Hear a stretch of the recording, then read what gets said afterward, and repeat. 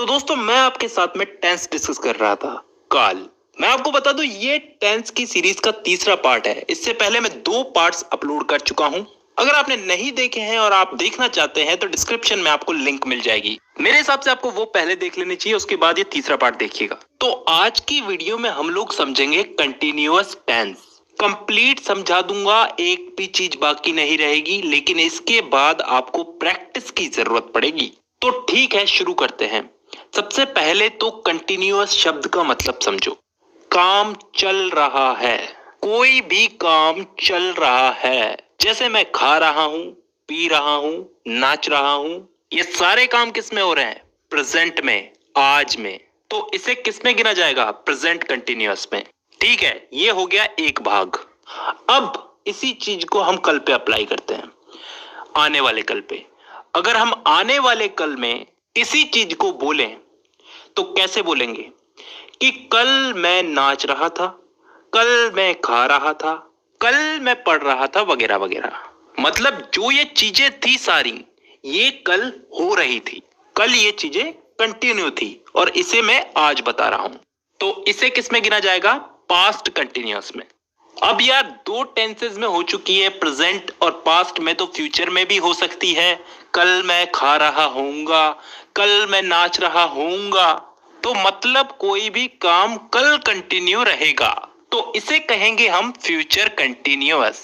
तो कहने का मतलब है कि तीनों कालों में काम चल रहा है, प्रेजेंट कंटिन्यूअस, पास्ट कंटिन्यूअस और फ्यूचर कंटिन्यूअस।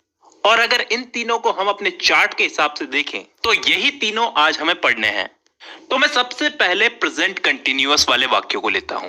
अगर मैं आपको इसमें कुछ इंग्लिश में सेंटेंस बनाने के लिए दूं, कुछ जैसे मान लो मैं फुटबॉल खेल रहा हूं, इसी का एक नेगेटिव दूं कि मैं फुटबॉल नहीं खेल रहा हूं, और एक प्रश्नवाचक कि क्या मैं फुटबॉल खेल रहा हूं, तो इन तीनों को इंग्लिश में ट्रांसलेट करना कोई बड़ी बात तो नहीं है।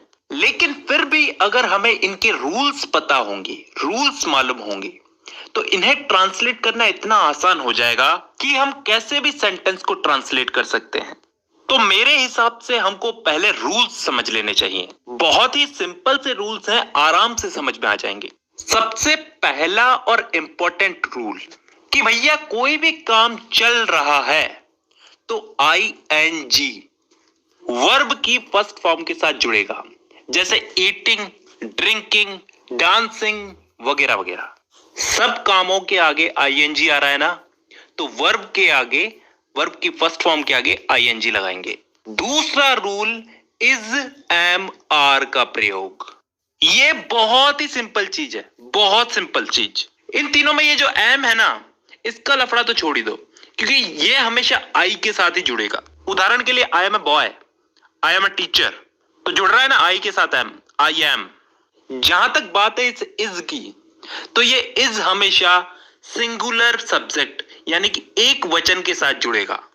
जैसे he, she, it, he is, she is, it is, तो मतलब है तो अकेला आदमी ना, तो अकेले पर्सन के साथ में इज जुड़ेगा। अब जहां तक बात है इस आर की, इसका तो आप सोच ही सकते हैं किसके साथ में जुड़ेगा? प्लूरल के साथ में, बहुवचन के साथ में, यानी कि यू, वी, दे। बहुत सारे लोग हैं, उनके साथ में आर जुड़ेगा। You are, we are, they are.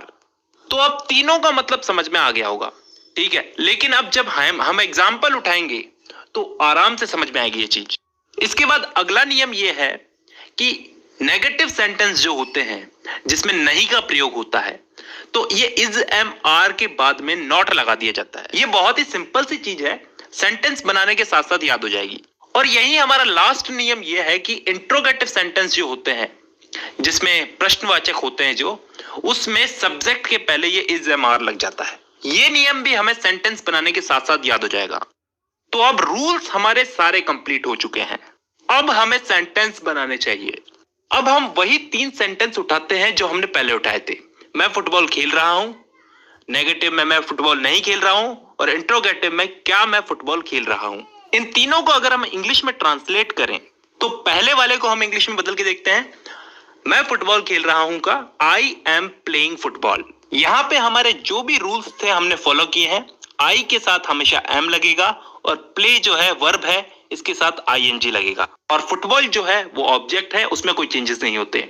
ठीक है, अब नेगेटिव में इस सेंटेंस को बदल के देखते हैं। मैं फुटबॉल नहीं खेल रहा हूं। I am not playing football. यहाँ पे आई के साथ एम लग गया, उसके साथ नॉट लग गया। जैसा कि मैंने आपको रूल समझाया था कि ये सेंटेंस बनाने के साथ साथ समझ में आ जाएगा। I am not, play verb है, इसके साथ आईएनजी लगा है और फुटबॉल ऑब्जेक्ट। तो अब इस तीसरे वाले इंट्रोगेटिव सेंटेंस को इंग्लिश में बदल के देखते हैं।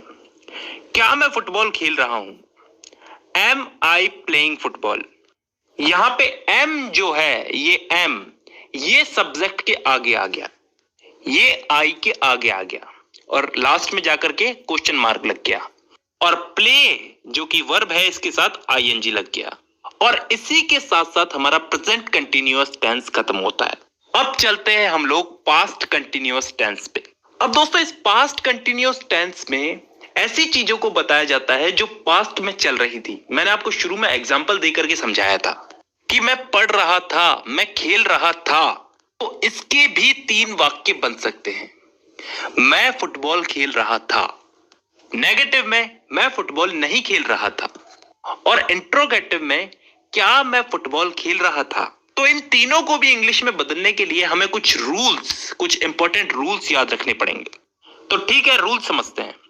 रूल नंबर फर्स्ट जो पिछला वाला था कि इसमें वर्ब के आगे, वर्ब की फर्स्ट फॉर्म के आगे आईएनजी लगेगा, जैसे पिछले वाले वाक्यों में लग रहा था डूइंग, ईटिंग, डांसिंग वगैरह वगैरह। तो इसमें भी आईएनजी लगेगा। क्लियर है? ठीक है। Rule number 2 singular subject he, she, it, I, इन सब के साथ में वाज का प्रयोग होगा। उदाहरण के लिए I was dancing, I was eating, I was drinking. वही प्लूरल सब्जेक्ट के साथ में यानी कि यू, वी, दे के साथ में वर का प्रयोग होगा। मतलब प्रेजेंट कंटिन्यूअस में हम लोग इज, एम, आर का प्रयोग कर रहे थे और यहां पे पास्ट कंटिन्यूअस में हम वाज वर का प्रयोग कर रहे हैं। इसके अलावा वही 2 सिंपल से रूल, नेगेटिव सेंटेंस में वाज और वर के बाद नॉट लगेगा, और दूसरा रूल ये कि इंट्रोगेटिव सेंटेंस में वाज वर सब्जेक्ट के पहले लगेगा। हम लोगों ने जो हिंदी के सेंटेंस उठाए हैं उनको हम इंग्लिश में ट्रांसलेट करके देख ही लेते हैं, हमको समझ में आ जाएगा। सबसे पहला जो सेंटेंस है मैं फुटबॉल खेल रहा था, तो इसमें मैं जो है वो सिंगुलर है यानी कि एक वचन है। तो नियम के अनुसार इसके साथ में वाज लगेगा। आई वाज, प्ले जो है वर्ब है, इसके साथ में आईएनजी लगेगा, प्लेइंग फुटबॉल। तो is equal to I was playing football. यही अगर नेगेटिव में करके देखें तो मैं फुटबॉल नहीं खेल रहा था, वही नियम के अनुसार वाज के साथ में नॉट लग जाएगा, I was not playing football. बहुत सिंपल है ना? ठीक है, अभी इसको प्रश्नवाचक में बदल के देखते हैं कि क्या मैं फुटबॉल खेल रहा था। Was I playing football. अब यहाँ पे वाज पहले क्यों आया? नियम के अनुसार वाज पहले ही आएगा क्वेश्चन मार्क वाले सेंटेंसेस में। तो दोस्तों तीनों सेंटेंसेस को समझने के साथ साथ हमारा पास्ट कंटिन्यूअस टेंस भी कंप्लीट होता है। अब हम लोग चलते हैं लास्ट फ्यूचर कंटिन्यूअस टेंस पे। जैसा कि मैंने वीडियो की शुरुआत में बताया था, इसमें ऐसे सेंटेंसेस आते हैं जो काम फ्यूचर में हो रहा होगा, हम फ्यूचर में वो काम कर रहे होंगे। जैसे मैं खा रहा होऊंगा, मैं खेल रहा होऊंगा, मतलब कोई काम हम फ्यूचर में कर रहे होंगे, कंटिन्यू कर रहे होंगे। जैसे उदाहरण के लिए मैं फुटबॉल खेल रहा होऊंगा, नेगेटिव में मैं फुटबॉल नहीं खेल रहा होऊंगा, और इंट्रोगेटिव में क्या मैं फुटबॉल खेल रहा होऊंगा। तो इन तीनों को इंग्लिश में बदलने के लिए वही हमारे इंपॉर्टेंट रूल्स याद करते हैं, उसके बाद हम इनको इंग्लिश में बदलेंगे। तो इसके जो रूल्स हैं वो बहुत ही सिंपल है दोस्तों। इसमें सिंगुलर हो या प्लूरल हो, सबके साथ में विल बी का प्रयोग होगा। नेगेटिव सेंटेंस में बी के पहले नॉट का प्रयोग होगा, जैसे she will not be going to college. और इंट्रोगेटिव सेंटेंस में विल का प्रयोग जो है वो वाक्य के प्रारंभ में होगा। जब हम इन एग्जाम्पल्स को इंग्लिश में बदलेंगे तो आराम से समझ में आ जाएगा। तो फिर शुरू करते हैं हमारे एग्जाम्पल्स को इंग्लिश में बदलना। मैं फुटबॉल खेल रहा हूंगा, I will be playing football. मैंने कहा था ना इन वाले वाक्यों में विल बी आएगा, तो ये आ गया विल बी। ठीक है। प्ले वर्ब है तो मैंने कहा था आईएनजी लगेगा। कंटिन्यू अगर पास्ट में हो, प्रेजेंट में हो, फ्यूचर में हो, आईएनजी तो लगेगा ही। अगर इसी सेंटेंस को हम अगर नेगेटिव में बदल के देखें, मैं फुटबॉल नहीं खेल रहा हूंगा, तो I will not B playing football. यहां पे ये नॉट जो है ये बी के पहले लगा है। मैंने आपको बताया था रूल्स के अनुसार नेगेटिव सेंटेंस में बी के पहले नॉट लगेगा। तो I will not B playing football. और अगर इसी सेंटेंस को हम लोग इंट्रोगेटिव में बदल के देखें, क्या मैं फुटबॉल खेल रहा हूंगा, will I be playing football.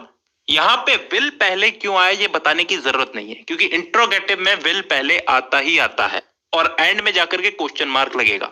तो यहां पे हम लोगों ने इन वाक्यों को इंग्लिश में ट्रांसलेट करके फ्यूचर कंटिन्यूअस टेंस भी समझ लिया, और इसी के साथ हमारे चार्ट के हिसाब से हमारा कंटिन्यूअस टेंस भी कंप्लीट हो गया। अगली वीडियो में मैं आपको परफेक्ट टेंस के बारे में कंप्लीट समझाऊंगा। Present perfect, past. नीक लागल ते लाल बटन से सब्सक्राइब कर दियो। आगू वीडियो देखबाक लेल धन्यवाद।